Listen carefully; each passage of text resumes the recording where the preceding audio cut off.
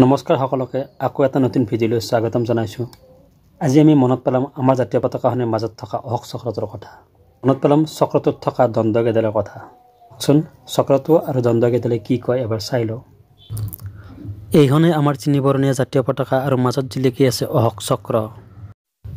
এই পতাকাখনৰ সোঁ মাজত অৰ্থাৎ গাঢ় নীলা ৰঙৰ অশোক চক্ৰটোৰ ঠাইত আগতে এটা যঁতৰৰ চিহ্ন আছিল।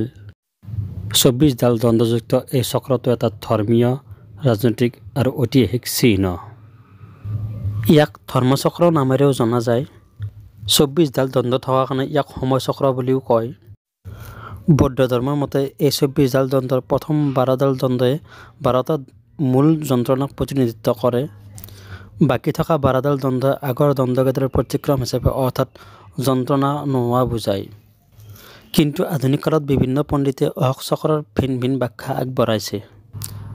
তাৰে ভিতৰত ভাৰতৰ প্ৰাক্তন ৰাষ্ট্ৰপতি বিখ্যাত দাৰ্শনিক ডক্টৰ সৰ্বপল্লী ৰাধাকৃষ্ণনে আগবঢ়োৱা ব্যাখ্যা আটাইতকৈ বেছি গ্ৰহণযোগ্য বুলি কয়। ৰাধাকৃষ্ণনৰ মতে অশোক চক্ৰই শান্তিপূৰ্ণ আৰু গতিশীল পৰিৱৰ্তনক প্ৰতিনিধিত্ব কৰে। আহকচোন এতিয়া জাতীয় পতাকাৰ মাজত অৱস্থিত অশোক চক্ৰত থকা সেই ২৪ডাল দণ্ডৰ অৰ্থসমূহ চাই লওঁ। ১ৰ পৰা ২৪লৈ ক্ৰমে প্ৰেম, সাহস, ধৈৰ্য, শান্তি, মহামতিত্ব, কল্যাণ, বিশ্বাস, উদাৰতা, নিস্বাৰ্থতা, আত্মসংযম, আত্মত্যাগ, সত্য, শুদ্ধ, ন্যায়, দয়া, লাৱণ্য, নম্ৰতা, সমানুভূতি, সহানুভূতি, ধৰ্মীয় জ্ঞান, মূল্যবোধ, ঐশ্বৰিক জ্ঞান, ঈশ্বৰলৈ ভয় আৰু একেবাৰে শেষত আশা। গতিকে আমাৰ অশোক চক্ৰটোৰ দণ্ডসমূহৰ অৰ্থসমূহ প্ৰেমৰ পৰা আৰম্ভ কৰি আশাত শেষ হৈছে। শেষত কম, আশাই আমাৰ সকলো, আশা নাথাকিলে একো নাই।